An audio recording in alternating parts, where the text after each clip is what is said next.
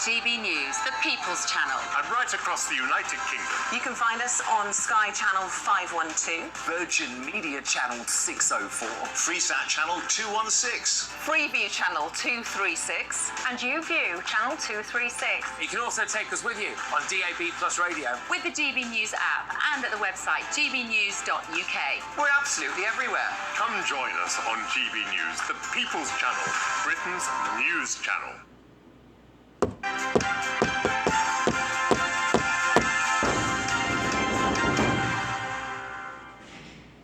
Oh, hello. Hello. Don't know what's going on. There's a camera in the way, which is quite interesting. We're just very upset by that promo because we were in it. Yeah, it sounded very important. Just very important. Far too important Serious. for us. Yes, I think it was.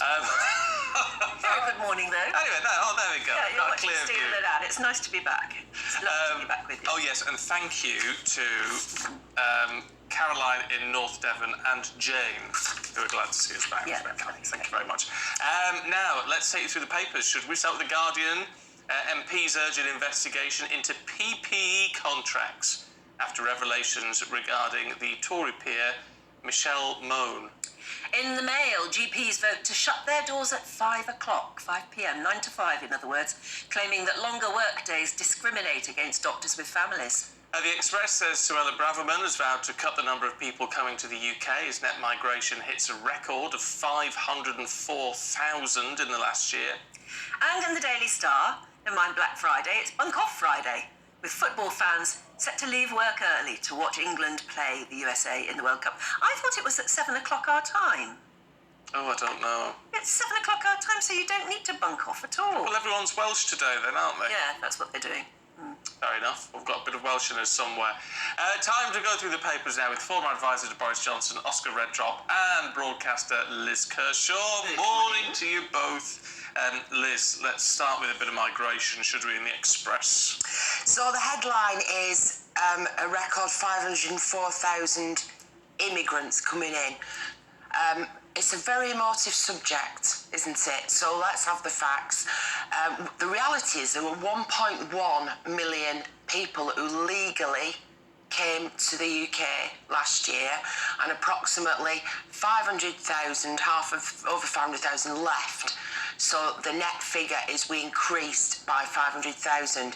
So this is a different situation from people coming over the channel in boats. Yes, this is legal. This is legal. Now, it's still a lot, so we'll come on to that, but it's legal. So the figures are 144,600 Ukrainians who were invited, all endorsed by the people of this country, all accommodated on a special scheme to stay in other people's homes. So they're not forcing people out of hotels or hostels. And we know that most of them want to go back. Well, we don't know that, but it's suggested that most of them will. Nearly 23,000 from Afghanistan. That was a pledge, when the Americans withdrew from Afghanistan, we will take the people that helped us, such as translators, etc. And 144,000 from Hong Kong. Again, a government pledge. The people of Hong Kong who are highly skilled and educated mainly want to come here and bring the skills to help the economy. They were encouraged to come here as our legacy from the imperial colonial years. Then the rest is 277,000 students. This is where it gets a bit dodgy. I was going to say, are these temporary? Well, they're allowed to stay 3 years after they've completed their degree. So they could stay, 6 years or more if they did a PhD or a master's. What the government is saying about these, it's a broad headline, Suella's going to clamp down. So there are various suggestions taking away the hysteria from this situation. I really do think there's something dodgy about our system of student visas. So what the government's saying is we're only going to allow this to continue with really prestigious universities. That's not being snooty. So we're talking about the Russell Group, Oxford, Cambridge, Manchester, Warwick, Bristol, etc. Well, it's quite snooty because a lot of universities absolutely rely on them. Oh no, I'm not saying that, but I'm saying there are scams going on. I could set up the university of the North Circular Road to come and study, DJ management or something from Nigeria for 3 years, and then go on to do a PhD in leisure centre management. But what the government's saying is we want to make sure these are bona fide courses. Now, they pay a lot more. It's been encouraged, and rightly so, because we do have a world-class education sector, and it's a great export. One of my son's friends was on a postgraduate. She got a first in classics, then she was on a postgraduate degree at Warwick Business School, and it was £29,000 a year. But the Chinese students, and she was the only one on the course that wasn't from China, were paying a lot more than that. Yeah. She was the only one on the course that wasn't from China. But a lot of the universities will say this is the only way we can keep going. Yeah. No, it's a great export. But the question is, if we clamp down on the number of foreign students who come here to study, are we going to see the closure of some universities? Yeah. Can I just finally say, we are talking, though, about an increase to the population of the size of the city of Leeds, where I was this week. And when you walk around, you see the bustling city, there's sprawling suburbs. It gives you in your mind's eye what this actually means. Oscar, let's have a look at PPE contracts, should we? Yeah, let's. This is quite troubling. I mean, I think the VIP lanes and PPE contracts, and if, government basically kind of dished out, millions and millions of pounds worth of contracts to kind of, in inverted commas, mates. I think we've known this has been bubbling in the background, in the headlines and in political circles, basically since COVID. But now, after, I almost say this begrudgingly, but a very, very impressive, to be fair, Guardian investigation is now kind of, in terms of the political agenda, has moved pretty high up, and MPs from across all parties are actually saying we probably need to have an investigation, look into this. This slightly surprised me a little bit, because I know there is going to be a COVID inquiry.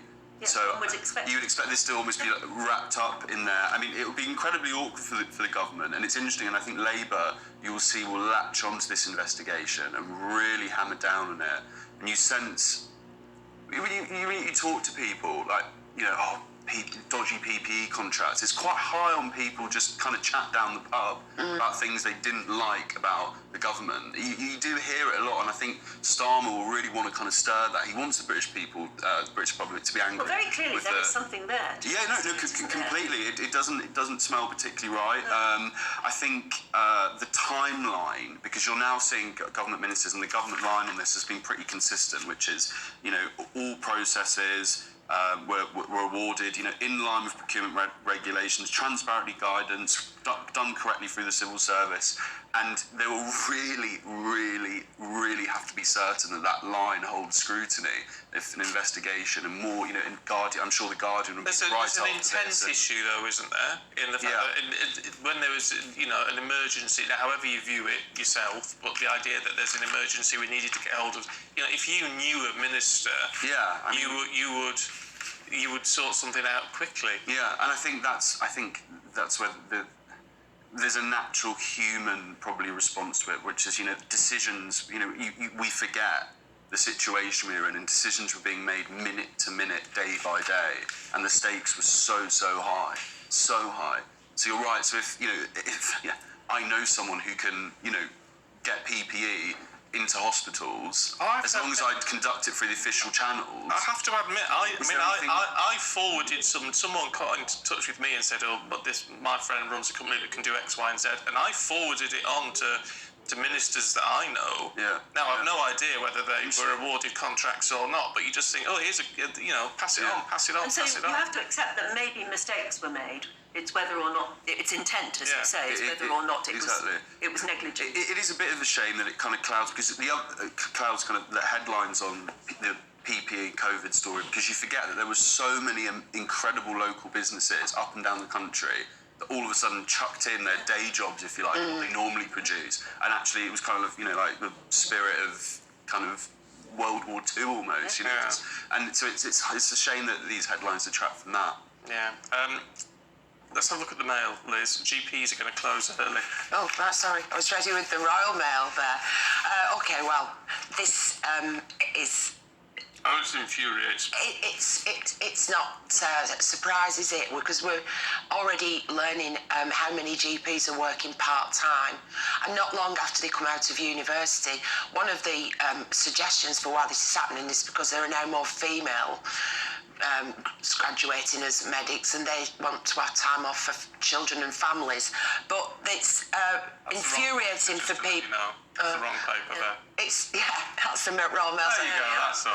It's infuriating for people to hear this, who are having so much trouble getting to see a doctor. And we've got a backlog, haven't we, of 7.5 million people on waiting lists, and an excess deaths of, was it 800 last week or something, of people who've died from untreated. So basically, undetected now cancer. voting on whether they want basically a 9 to 5 job. It's 9 to 5, and if you wanted to see a GP anyway outside of those hours, before this officially was requested, I'm sure it would have been really difficult. I mean, we all know you have to get on the phone at 8 o'clock, you get through at 8:30, and if you're lucky, and they tell you everything's gone. And I've said before in the programme, when I needed to see a doctor earlier this year, very evident problem, then 5 weeks it took me to get sorted out and fixed with the right medication, antibiotics. In that time, I did not see a doctor. I was handed from nurse to nurse, and it was impossible. I think almost every individual will have a story like that. Yeah. Like, from the political perspective, you know, like if whichever party, you know, Labour, Tories, whatever, if you want to win the next general election, make people's streets feel safer, make people feel like they can get their kids into a decent school, and get to see your doctor. Exactly. It's really quite, in some ways, it's pretty simple stuff. Okay, look, we are out of time on that sensible advice. Liz Kershaw, Oscar Redrop, thank you both very much indeed. We'll see you in the next hour. We've just got time